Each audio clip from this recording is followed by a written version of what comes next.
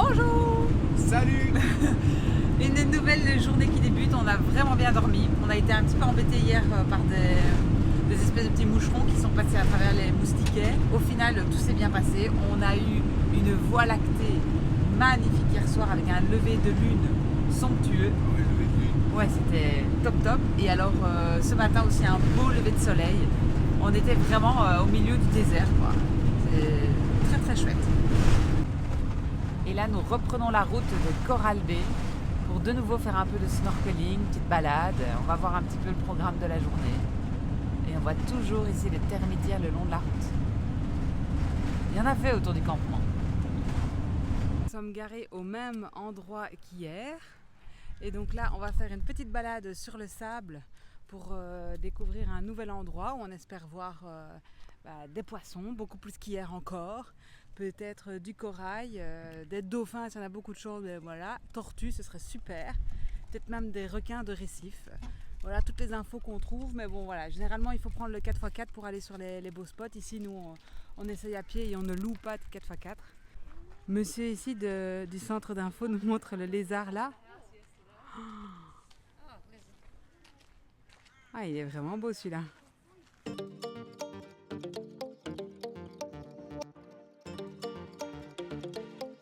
Que faites-vous là, vous? Petite balade ici sur les rochers. Ça va, c'est chouette. Nous voilà arrivés au Shark Sanctuary ou Nursery. Mais apparemment, la période, c'est janvier. Ah, on peut rester que ici sur le sable, la plage. On ne peut pas aller nager. Ah, mais il y a des oiseaux là-bas. Ah, donc ce ne sont pas des requins inoffensifs alors? Ou il faut juste pas les déranger, pas les chercher, je ne sais pas trop. J'ai lu un petit peu les informations du panneau et donc c'est ici que les couples viennent se reproduire. Il y a toute la période de séduction qui se fait ici, toute la parade de séduction. Et les femelles viennent aussi ici pour mettre bas. Et il y a différents requins à pointe blanche, à pointe noire et encore deux autres trucs gris et je ne sais plus lequel. Et lemon, citron. Ah mince! Et donc snorkeling et baignade interdite, on peut les observer depuis la plage et donc c'est vraiment toute cette zone là-bas à mon avis jusqu'à la pointe. Nous sommes donc ici à Coral Bay et là-bas au loin on aperçoit le récif de corail de Ningaloo et donc il y a quelques bateaux, 3-4 la limite, qui sont partis faire du snorkeling et peut-être de la plongée probablement même. Donc voilà, si jamais ça vous intéresse d'en faire aussi. On le voit depuis la plage, puisqu'il y a des vagues. Ça nous indique qu'il y a un récif corallien juste en dessous. Et nous, comme d'habitude, construction de forteresse.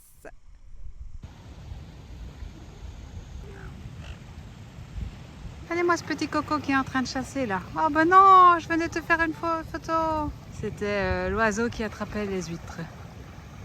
Bon, je retire ce que j'ai dit. En fait, on ne peut pas nager quand il y a des requins. On doit les observer depuis la plage. Mais il y a des gens qui nageaient, qui faisaient du snorkeling et du coup on s'est dit, peut-être que... Et là on rentre et en fait c'est marée haute, elle est montée super vite. Donc voilà, faut faire attention de ne pas se faire avoir.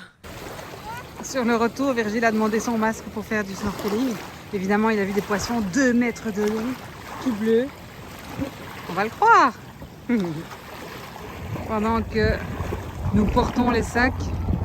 Les enfants vivent encore une fois leur meilleure vie. Nous, on porte les sacs et eux, ils snorkelent là, pépère, tranquille. On s'est vite rhabillé au camping-car.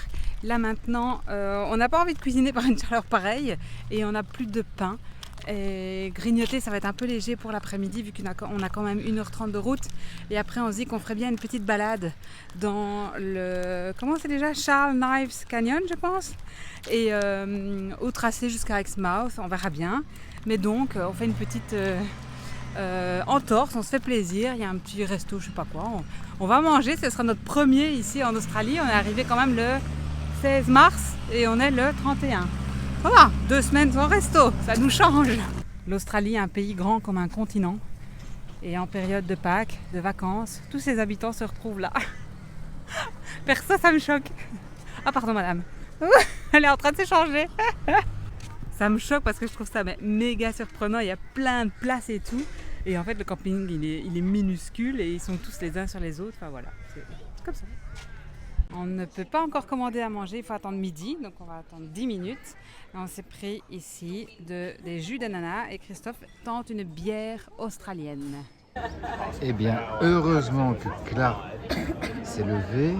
Je pense qu'elle est 3e ou 4e dans la file. Mais la file s'est agrandie, là, un truc de fou. Les gens ont faim, il est midi, donc les commandes sont parties. Et je pense qu'on pourra manger d'ici 15 minutes.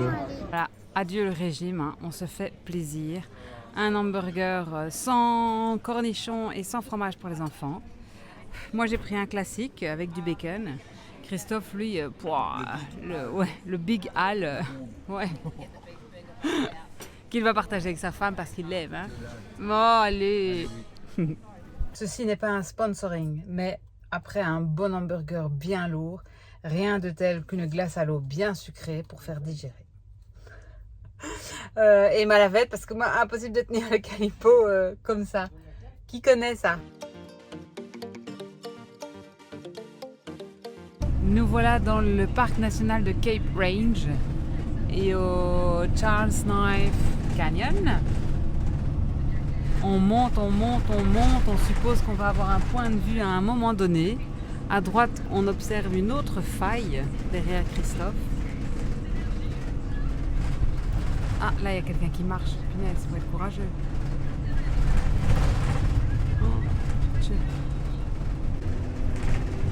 Un petit goût des États-Unis là quand même. On est en camping-car, ça grimpe. On a un canyon à droite, à gauche.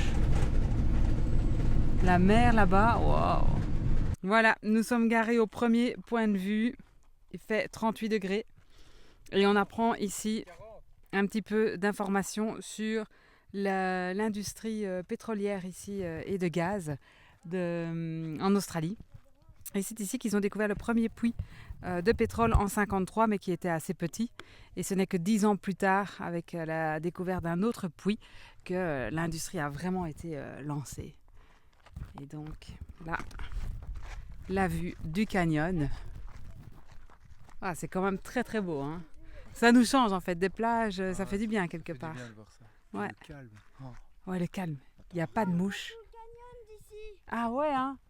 Oh bah, non, chouchou. Oh là là, on tourne les yeux 2 secondes. Allez, descends. Je vous jure.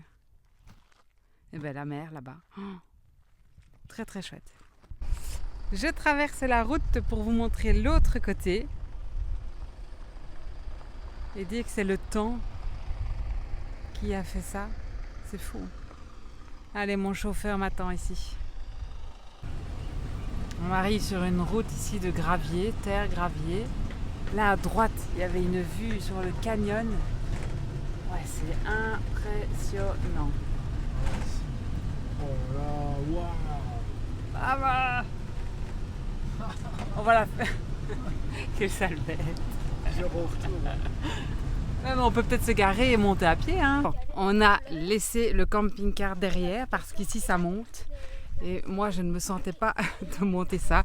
Christophe voulait le tenter, hein, mais quand on voit juste derrière la petite barrière, c'est le canyon. C'est pareil à gauche.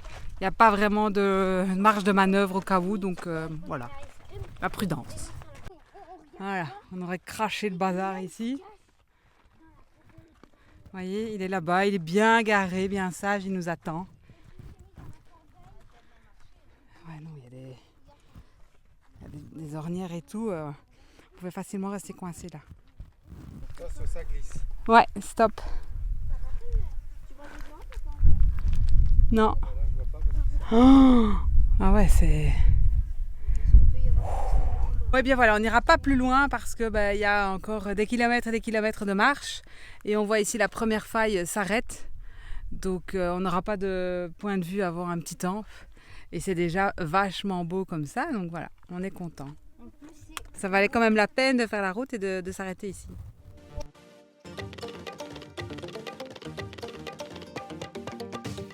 On retourne. Il fait vraiment chaud encore. Il est 16h mais le soleil tape. Et on a encore une petite trotte. Bye bye petite beauté.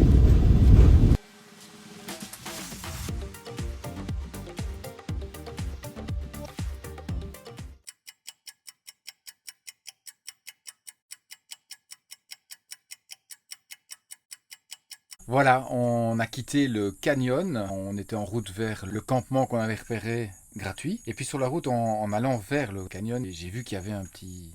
Parking. Je sais pas si c'est un parking, c'est un endroit planqué de la grande route. On s'y est mis et puis on va voir. Donc on va essayer de passer la nuit ici. Si un ranger passe, ben, on ira au camping gratuit, c'est pas très grave.